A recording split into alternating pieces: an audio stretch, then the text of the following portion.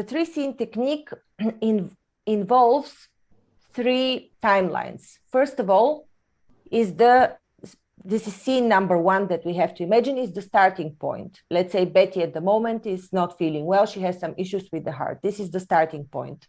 Scene number 2 is the process of changing this. Whatever process you're working on, it can be healing, it can be the process of finding a job, it can be the process of starting a relationship, it can be anything. So in this second scene, we introduce 2-3 steps, at least 3 steps that are like milestones for us to reach this goal. What do we need to do, or what needs to happen in our lives? It can be externally driven as well. We can just attract it without taking action. But in any case, what we imagine that the ideal steps would be for us to take in order to reach this goal. When we're healing, we can apply different healing modalities that we find are useful for her situation. And when we're in alpha, these solutions come to us. So we can see that an energy solution can be appropriate. So we imagine bursting energy at her, for example. This is one option. We can imagine her taking a certain pill that really exists in the physical world. So that's a signal for her to look for that medicine. We can imagine that we are applying some sort of herbal infusion or something like that. Whatever we see as the solution to the problem, we apply it. And we're actually acting as if Betty is in front of us and we are applying these solutions onto her. So these are the steps for healing. For healing, there can be more than 3 steps. I mean, otherwise there can be more than 3 steps. There should be at least 3 though. So some action needs to happen in this second scene. It's a process of solving the problem. And once the problem is solved, we reach the completion of this point. We see Betty healed. Then we move this picture in front of us. But scene number 3 is basically working with the final picture. And we replace picture number 1. Let me explain the timelines.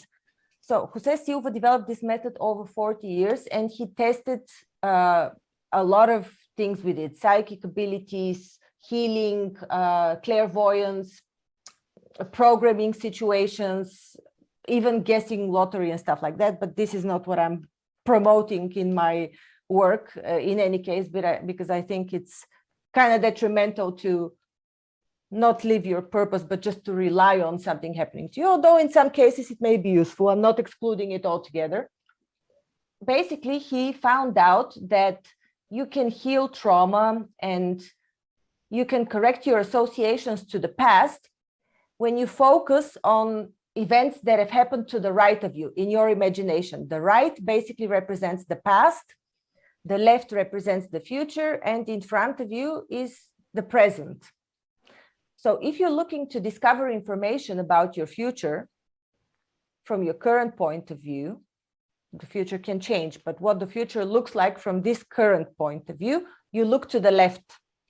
If you want to correct something that has happened in the past, maybe it's a trauma, maybe it's even physical trauma that has resulted in an event in the past, you look to the right.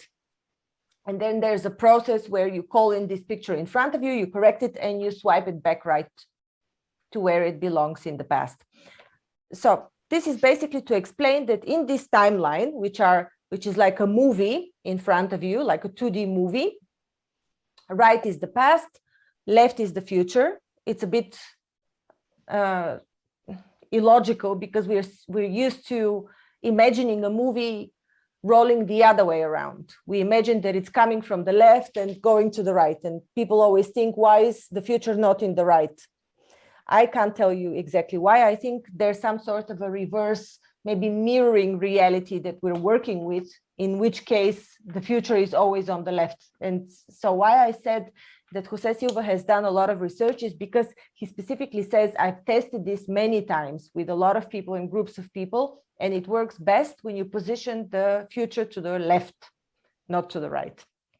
So maybe it's because of some sort of mirroring that happens. So let me repeat again. First, we create scene number 1. Imagine there's a movie screen in front of you. And here we briefly project the current situation as we see it. But we don't engage our feelings. We don't attach to unhappiness of how this makes us feel. We just acknowledge it. It's important to know our starting point, because we say we're starting from here. We need to show some movement in our programming of the field.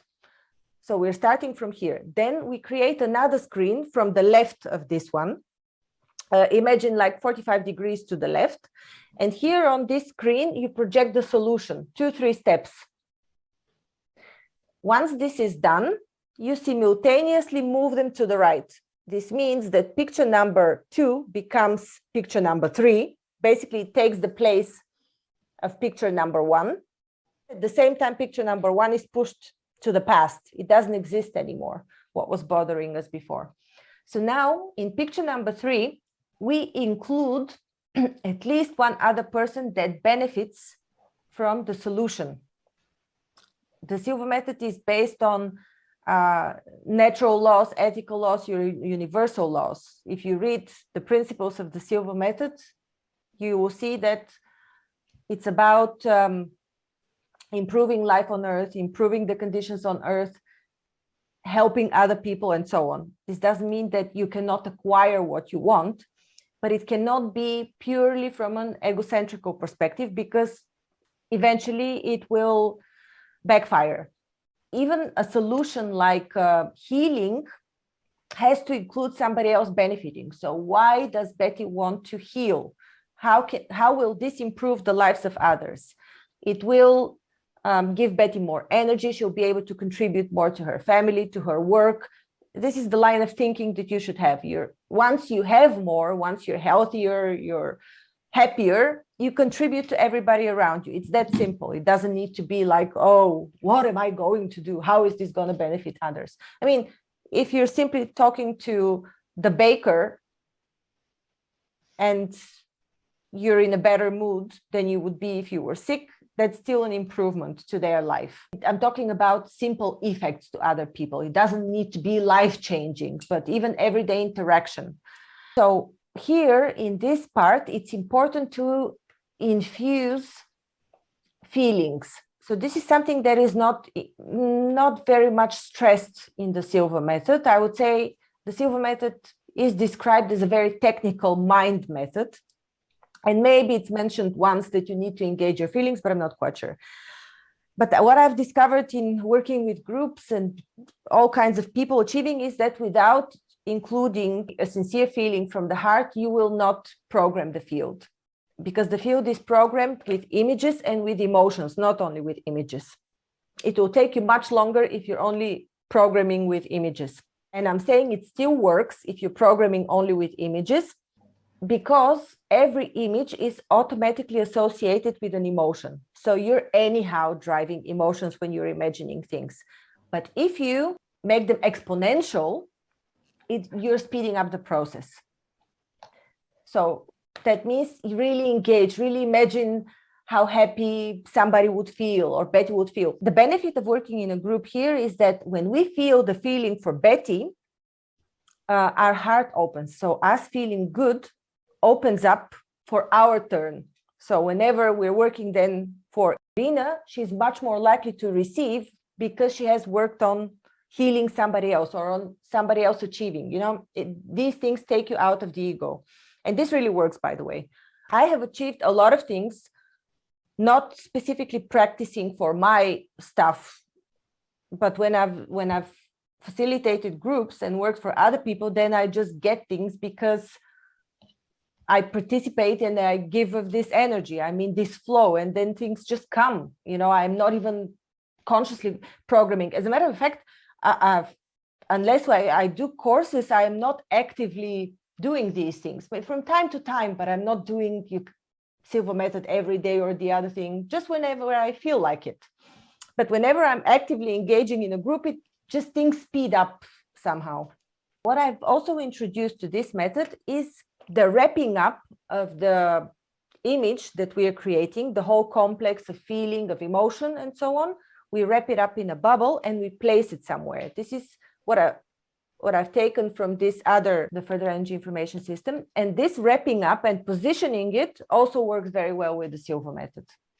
For example, if you're finding a job, a few steps could be you're speaking to a friend, and then the friend speaks to somebody else, and this somebody else calls you and says, I have a job for you. And then you sign the contract. This can be in a few easy steps how the solution could happen. This one now is moved in front of us. This was 2, now it becomes number 3.